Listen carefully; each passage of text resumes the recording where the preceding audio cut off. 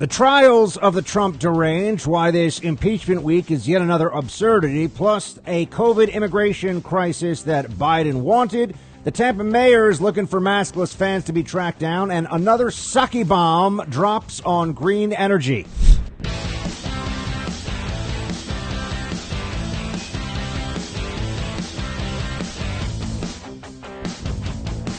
Yes, the Senate begins another impeachment trial today. This one of a former president, Donald Trump. He's got the distinction of being the first president impeached twice, as well as the first to go through this process after already having left office. In order to protect our democracy, Democrats are making a mockery of it. They insist this is necessary because Trump's a uniquely evil and dangerous figure in American history. You've certainly heard that a million times. But there's a much simpler explanation for a repeat performance of this congressional absurdity. Trump broke the libs, and all the king's horses and all the king's men couldn't put them back together again. Trump broke the libs. And they're emotionally and psychologically damaged. They were wounded by the Trump presidency. They were traumatized by Trump winning that 2016 election. And so this for them is something that they insist we go through. They insist it happens. They need it to happen in the hopes that the Trump boogeyman will forever be vanquished from the political scene. This is crazy. Let's remember that from the start, everything about Donald J. Trump as president was an affront to Democrats. They abhorred his policies and vision. They detested his MAGA slogan. They hated his roughness with journalists on Twitter, which was amazing most of the time, and his constant goading of our fraudulent ruling class. His refusal to bend the knee at the altar of political correctness was sacrilege. They even hated his hair and constantly bleated that orange man bad. This is all we have to know to understand that opposition to Trump was never rooted in fairness or decency. Anything and everything was justified to take him down. Democrats, the deep state, the corporate media colluded to create a Russiagate hoax that was meant to end Trump's presidency and cause the ruination of his brand and family. And the left all along could care less that it was all based on a big lie. In fact, they celebrated that aspect of it. It showed how powerful and how devious they were. Unhinged anti-Trumpism, as we've seen at its core, was always a selfish tantrum of the elites. Trump, you see, is one of them, and they felt that as one of their own, he was breaking an unspoken code here. He was holding up the mirror to their incompetence and vanity in front of the whole country. And for the powerful, for the elites, for the ruling class, including, of course, the Romneyite wing of the GOP, Trump's 2016 win was an unpardonable sin. The Democrats now want to conduct a political exorcism as a result. And here's my prediction, really my promise to you. This is going to be a clown show. What exactly do they hope to achieve with this impeachment trial? No serious person believes the Senate will reach the 2/3 vote threshold for conviction. Any Republican in a red state voting to convict Trump would be committing political suicide. And that's because the Trump base would obviously take it as an insult, and it is an insult, meant to humiliate 75 million Trump voters, meant to treat us all like we stormed that Capitol, like we are all right-wing QAnon, violent, domestic insurrectionists. No, we're just Americans who think that Donald Trump would be better if he were still in office than Joe Biden. It's pretty straightforward, really. But the point of all of this is clear. The reason the Democrats are doing all of this is vindictiveness. They think that a Democrat trial in the Senate will allow them to achieve what they've wanted all along, which is the repudiation of all things Trump, the elimination of him from the future and the eradication of him from the record, it will be as if Trump never existed in our political life. That's what this is supposed to achieve. And it'll allow the news media, of course, to run endless stories on a loop about Trump's incitement to insurrection. This is ultimately about that narrative creation and the destruction of the Trump brand. I still believe that the unintended consequences of this are going to come back and bite the Democrats hard. That what they're doing is completing here 4 years of an obvious cycle of persecution, with the wild-eyed fury and vengeance of the Trump deranged leading the whole thing, acting like he was Hitler, acting like he was a fascist. He was a Russian puppet. He was going to lead us to nuclear war with North Korea. That's right. The guy who didn't start a new war was the one that we were told was just minutes away from a massive conflict with Iran, or exchanging nukes with North Korea, or invading Sweden because he wanted to steal all their ergonomic chairs, whatever. That's what they said about Trump for 4 years. And now they won't even let the guy leave office, as he has, and go into private life, as is his right, without continued harassment. And this isn't just meant to harass him, it's meant to harass you. This is meant to show you that what you did, if you voted for this man, will neither be forgotten nor forgiven by your elites, by your betters. Vote for Biden, peasant. Don't you see how brilliant he is? Don't you see what a genius we have at the helm of government? I've been doing the things and the stuff and, yeah. Oh, yeah, that guy. He's now the commander-in-chief of the United States military. Don't you sleep better at night knowing that? And exactly what we had expected all along is what's happening. He's a pass-through. He's a puppet for the radical left. They just used him because he was the facade they needed to convince enough people in a very tough year. 2020 was a hell of a bad year, and it just was. That's the truth. We all know it. And in a really bad year, the promise of a guy who will bring us back to normalcy it was just enough with all the changes. And yes, there were changes and all the stacking of the deck. And yes, there was stacking of the deck with the election and all the shenanigans and machinations behind the scenes added to Joe Biden as a Manchurian candidate for the left. Guy's been around so long, how dangerous could he really be, right? That was the whole sales pitch. They were able to get him into the Oval Office, and now we see what an absurdity the whole thing is. And so they're claiming that Trump incited an insurrection. Wouldn't it be nice if we could get full answers on exactly what the extent and what the severity of the violence from this insurrection was before this impeachment trial commenced? Somehow it just broke recently that the one officer who did die, Officer Sicknick at Capitol Hill, according to CNN reporting, was in no way violently beaten to death. That didn't happen. He did not have bruises, contusions, nothing. So it wasn't an attack the way that we were led to believe that took Officer Sicknick's life. What did? And why isn't that an urgent matter of national concern for the media? Shouldn't we know that right away? I back the blue. I want to know what really happened. But we can't know what really happened. Insurrection. Have the trial. Right? Verdict first, trial later. That's what they're hoping for here. But the verdict isn't even going to be what they want, and they know it. So what are they really going to do? They're going to give a lot of speeches about how awful Trump was. They're going to give plenty of sound bites to CNN and MSNBC. The journalist class will go through this catharsis where they think they finally defeated Trumpism.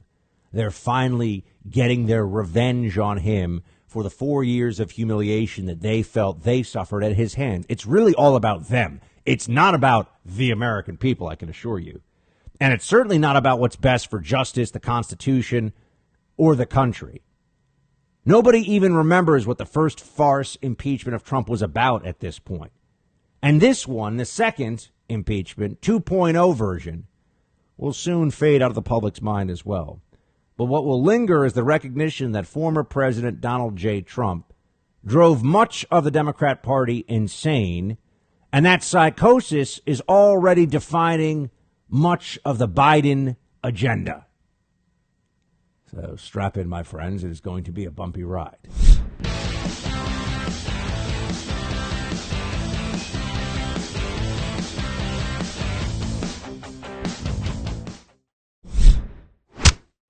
Once again, they picked the dumbest of all impeachment articles. I mean, you got Kamala Harris with Amy Coney Barrett. Remember that mother of seven, and she's telling the whole world that Judge Barrett's coming after your health care and coming after your reproductive rights and coming after your voting rights. I mean, if you're dumb enough to believe that, that's going to incite you too. So what the president's lawyers are going to do is play those clips and say, you know what, if you're going to start penalizing hot political rhetoric, let's do it for both sides. This is a very important point in all of this, and it's in some ways the most troubling legacy of what has happened with the transition of power to the Biden administration. They have embraced now double standards in the policing of speech that are meant to politically crush the other side. If we say fight for your rights, it's insurrection, it's violence. If they say Trump didn't really win the election, he's an agent of Russia, Vladimir Putin has compromat on him, and any moment now, he's going to hand the country over to the Kremlin. That's just, analysis and editorializing, or just straight news. I mean, they'll lie even more about it. This disparity is something that they are entirely embracing because they think they have the power now to do it.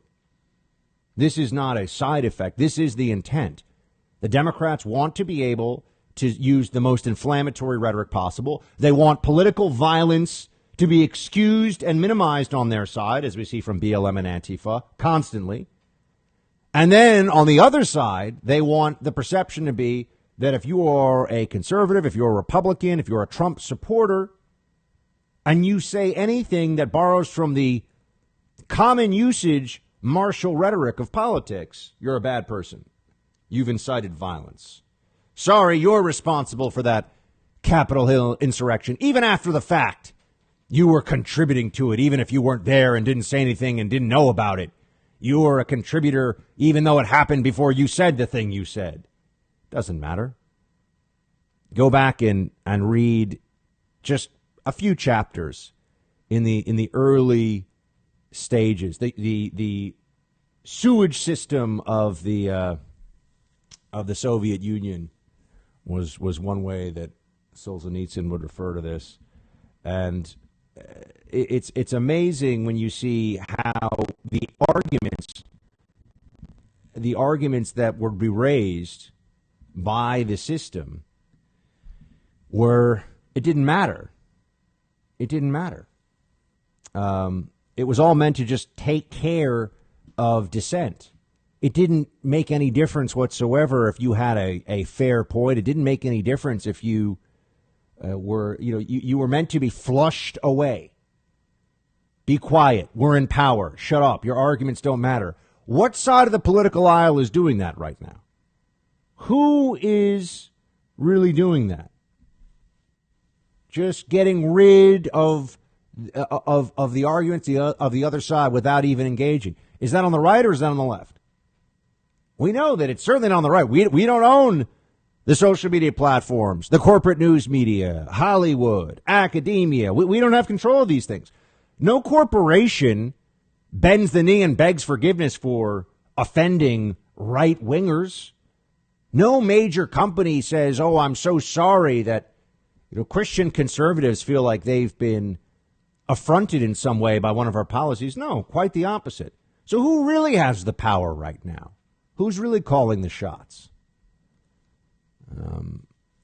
And that then brings me to this impeachment this week. Even when they're in power, it's not enough to wield it. They have to destroy the other side because here's something that you got to know. The single greatest asset that Republicans have is that the incompetence, absurdity, fecklessness, and phoniness of the Democrats is going to be obvious for all to see. I mean, after 6 more months of bumbling, mumbling Biden and John Kerry's climate lectures, maybe he should just call in from the yacht, really just go all in, John Kerry. The midterms are going to start to look a whole lot more promising than they do right now. That's for sure. But this will be an opportunity. You'll see this for Democrats to say the most absurd stuff you've ever heard about a president. And that's saying a lot given what they've already said about Trump. And Senator Hirono is trying to say that there might be some surprise vote from the GOP. I certainly don't think she's right, but you never know until it happens. Senator Hirono, I always said she probably is the dumbest person in the United States Congress. She's saying that, don't worry, there is going to be the surprise vote. Play 6. Well, what I understand is that most of my Republican colleagues will vote to not convict him, and hiding behind this argument, which is not adhered to by most constitutional scholars, that impeaching a president who has already left office is unconstitutional. That is not the case. So they'll hide behind that. Why, John? Because what is happening with my Republican colleagues, most of them, is their extreme fear of Donald Trump and the Trump base. So what's motivating them is extreme fear rather than doing their constitutional responsibility to listen to the evidence and make a vote for conviction. My bad. I actually misread the verbate, as they call it, on that one. I thought she was saying they might vote for conviction because they had been in fear, but no, she's saying they won't vote because they are scared. And they won't vote for conviction because they're scared. And no, they won't vote for conviction because he didn't incite an insurrection. And Democrats set a standard. I think this is very important. And the standard is that that it's allowable to question an election result as long as you're doing it against Republicans. We thought the standard was it's just allowable to question an election result because that would be a standard, but they've got a double standard. And that's what will be operating here. That's what will be going on. And then, of course, more about, we don't even have, they're going to talk more about how this is all about repudiating white supremacy, which is now in our discourse and in just news and analysis, the most abused and overused phrase in the English language, which is pretty astonishing when you think about it. I've never heard so much referred to that has nothing to do with the original term. White supremacy is just now a catch-all for we hate the other political people. They'll call anybody, the same way they used to call anything they didn't like racist in the 90s. They'll call anyone they don't like now, or anything, any system, a white supremacist or a part of white supremacy. I never have to define it, never have to back this up. It's just a smear that's useful. And so they continue to deploy it. And speaking of smears, you got to hear what they're saying about Governor Ron DeSantis right now. They're delusional and they're dishonest, but...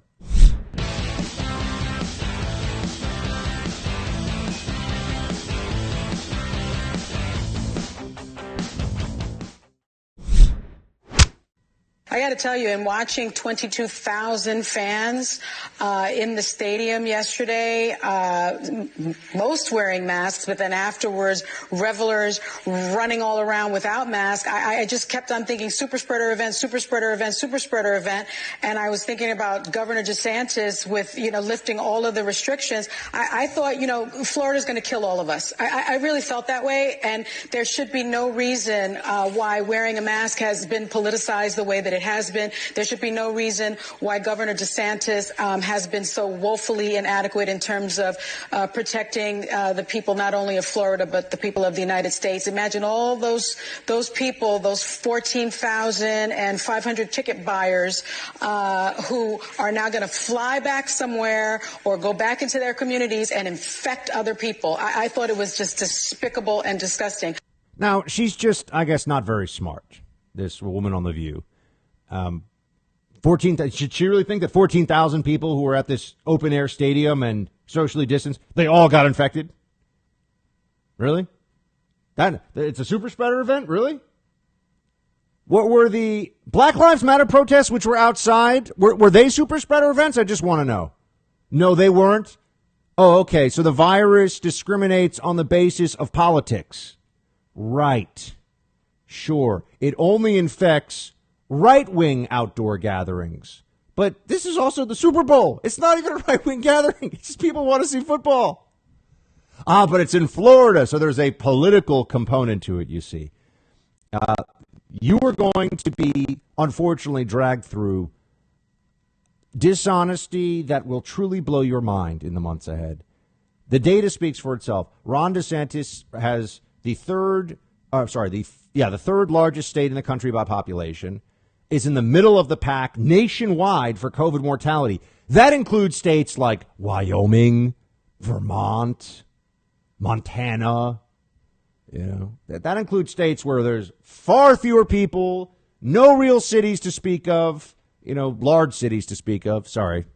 And, you're talking about Florida, which was open the whole time and limited the tyranny of the mask shamers and the lockdown lunatics, limited their tyranny. And the response you get from people now looking at the data is just lie about it. DeSantis is the bad guy in all of this. They have to convince people that, because unless they get them all bleeding it like the sheep they are, if they actually look at the data, they look at the numbers, you'd have to say, okay, DeSantis did not shut his state down and yet had a better COVID result in every possible way you can gauge it than California, than New York, than New Jersey, then I don't want to speak out of turn and guess at a number of other states, but I'm sure it's better than Michigan, better than Illinois. And they're acting like he's the bad guy. You'll see this is going to be very clear, because you know what terrifies them? Think about this. Trump's down. His whole family's now down in Florida. Florida has become the new Texas in a lot of ways. Sorry, Texas, I love you, but your governor's not been so great. Governor Abbott, not so great. Austin, little too Looney Tunes, Austin, with the policies. I know we got our KLBJ folks there, but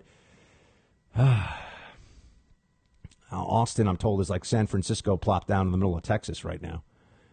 Although really good food, so that's nice. And here's what's going on with the way the Democrats are viewing all this. If DeSantis is able to get that Trump apparatus behind him, with being a very effective governor, with having a record to show through a true crisis that he was smarter and braver and just better at this than other people in positions of authority and power, he will be a formidable candidate if he were to choose to run, and especially if the Trumps decided to get behind him.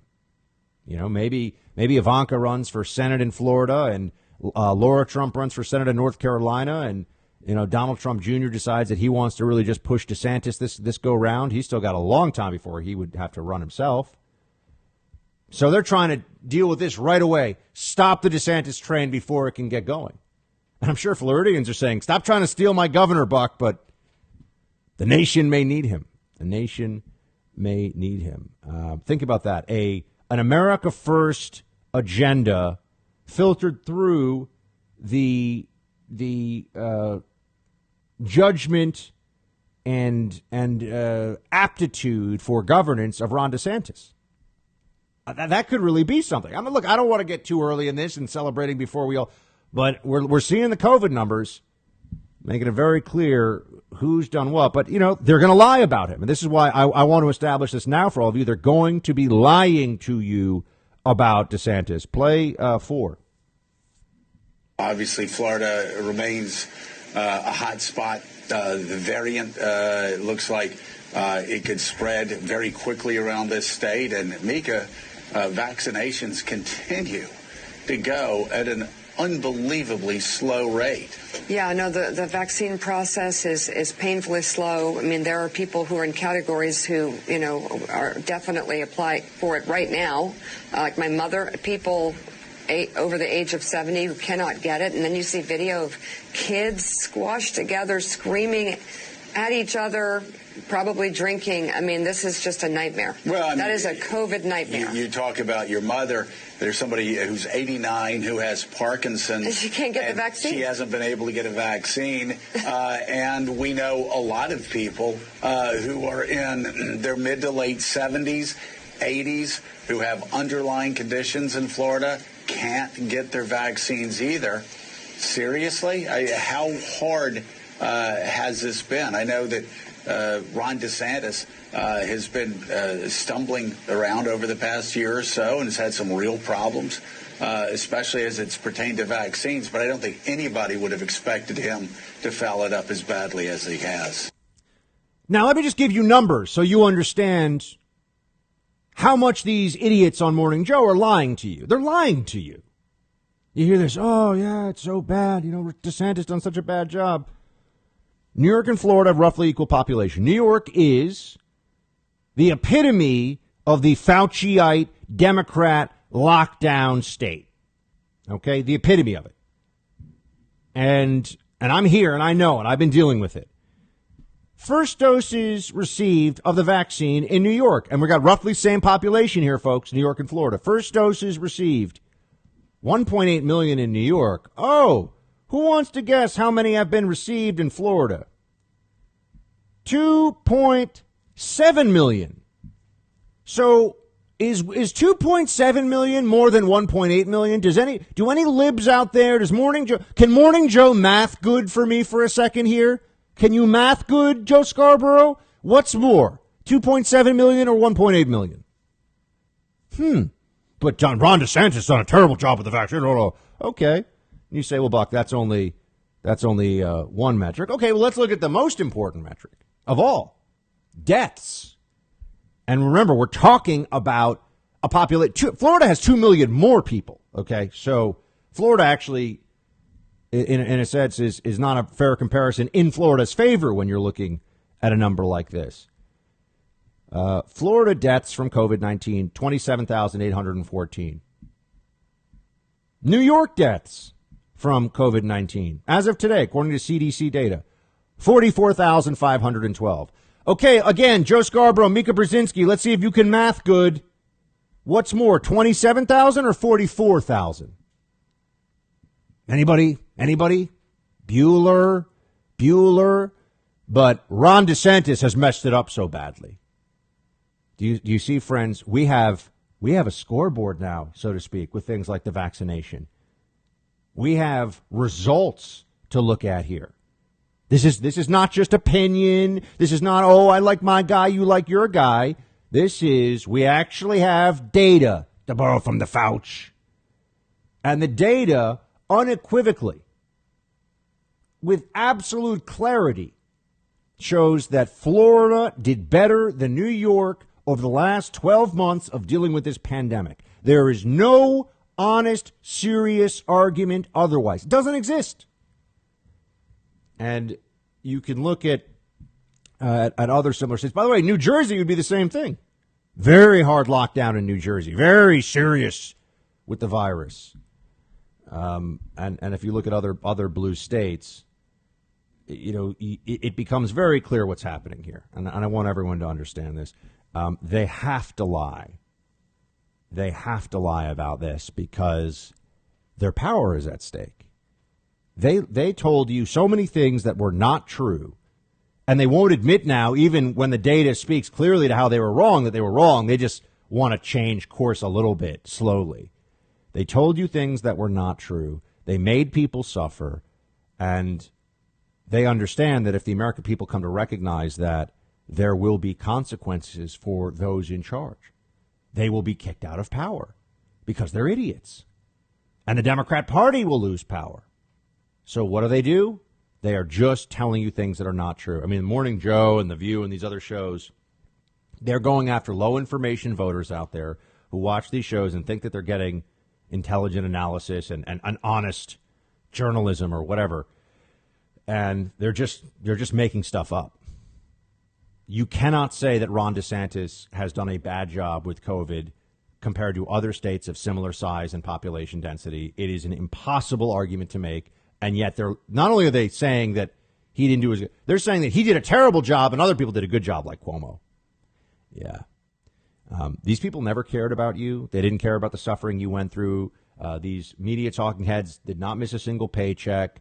They don't feel bad for you when you're, coughing through a mask, if you're trying to go to the gym after being depressed for months and months, after losing your job, after watching your kid perhaps be near suicidal because you can't see his friend. They don't care about any of that. It's all about Joe Biden winning, the Democrats, good people in the White House. That's what they care about.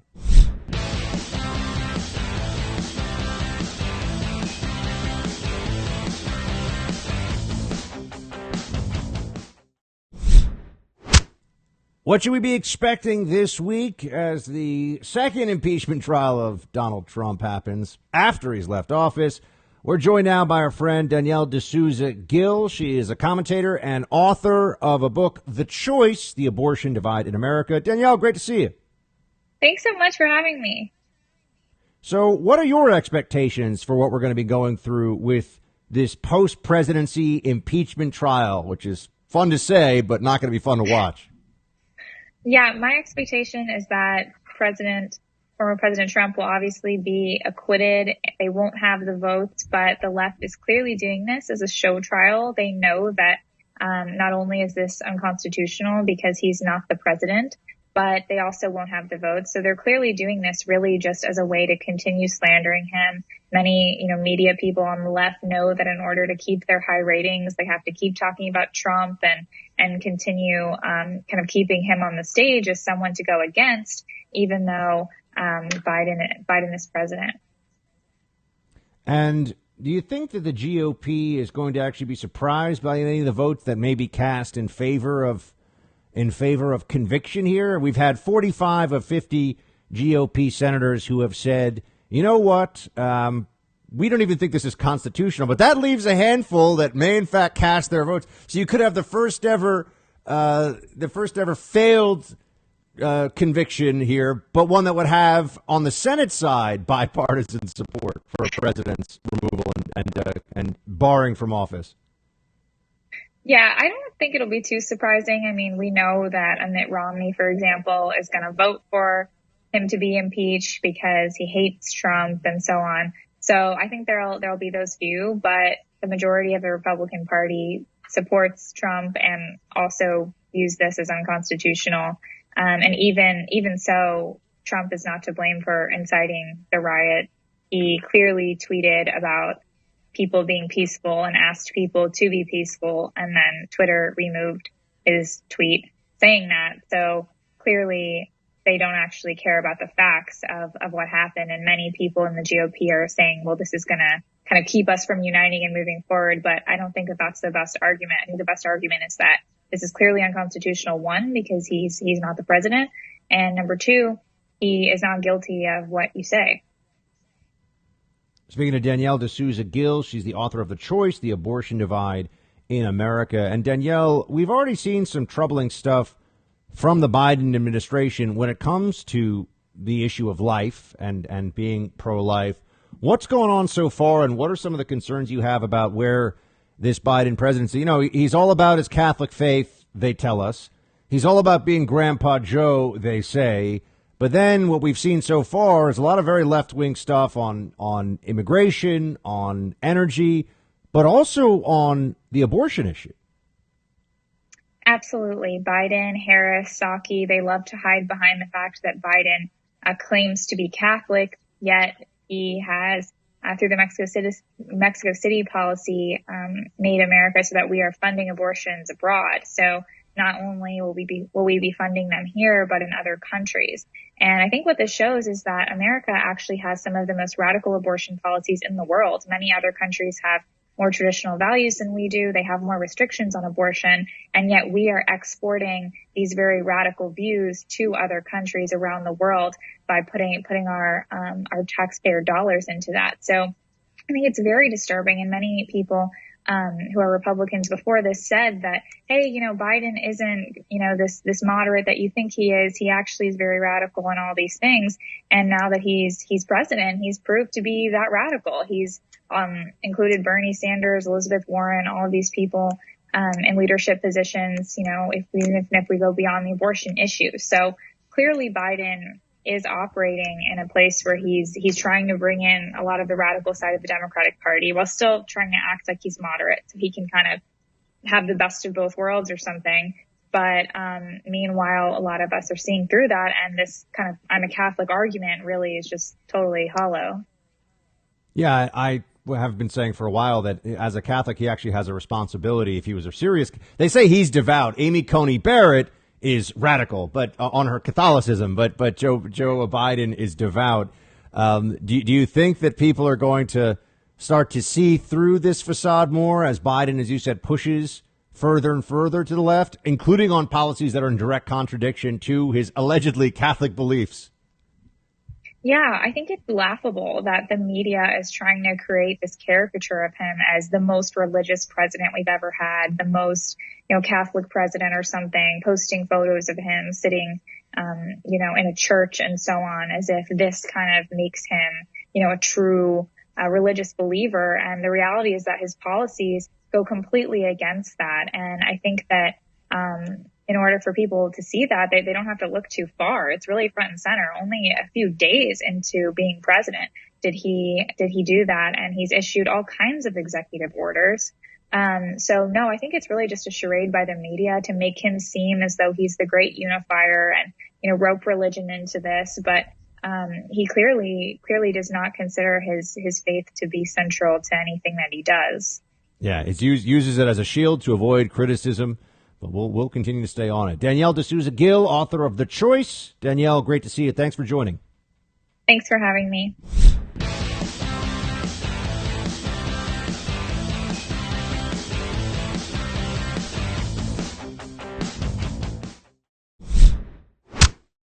A Psaki bomb dropped on the Green New Deal situation. You got Jen Psaki, White House press secretary, who has had some trouble with circling back and the ums and the ahs and the ums. People are pointing out that if your job is to be the primary user of the microphone for the White House and the West Wing, you should have a greater fluency of speech, perhaps. But nonetheless, here we are. And she's up there mostly getting what you would recognize very quickly as very fluffy, friendly questions like, is Joe Biden just totally in love with his dog, or does he just think his dog is the greatest dog of all dogs? Just tell us. And that's what you're going to get from the press for 4 years, because they really think their job now is to assist the Biden administration to stay in power and get its policies done. Speaking truth to power is the opposite of what they think their jobs are. Well, let's all be very clear about that right now. But occasionally there will be, because there are still a few outlets left that have some access and some credibility to ask real questions. And an example of that would certainly be Fox News and Peter Doocy, the new White House correspondent for Fox News. And he got a lot of pushback from other journalists for asking this question. But this is an excellent question, because you've heard this many times. Whenever the Democrats get pushed into a corner on the jobs that are lost and the downside of their Green New Deal madness, they always go, well, John Kerry will say the energy workers, I spoke to my gardener and he said that he knows somebody who once was near somebody who was on an oil rig, and while we may cost that person their job making $90,000 a year with good benefits, perhaps we can have them work in a Chinese solar assembly plant for 50 cents a day and save the planet. I mean, that's basically what they're telling you. Your job's gone, but don't worry, there's going to be some other Green New Deal job. It's going to be way better. The Green New Deal job's going to be way better for you. Okay, does the Green who pays rent in a few weeks? Does that imaginary Green New Deal job pay for the jobs, pay for the rents of the people who lost their jobs because of this? No? Peter Doocy, a high five and a hat tip to him, asked Jen Psaki a very straightforward, very important question. Play two. When is it that the Biden administration is going to let the thousands of fossil fuel industry workers, whether it's pipeline workers or construction workers, who are either out of work or will soon be out of work because of a Biden EO, when it is and where it is that they can go for their green job? And that is something the administration has promised. There is now a gap.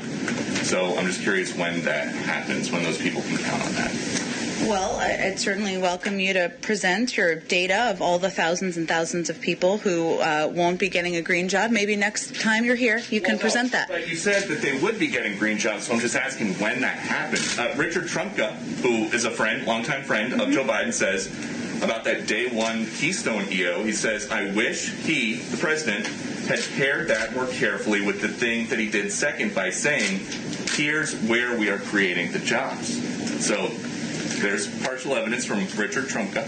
Well, you didn't include all of his interview. Would you like to include the rest? So how about this? The Laborers International Union of North America said the Keystone decision will cost 1,000 existing union jobs and 10,000 projected construction jobs. Well, what Mr. Trump also indicated in the same interview was that President Biden has proposed a climate plan with transformative investments in infrastructure and laid out a plan that will not only create millions of good union jobs, but also help tackle the climate crisis.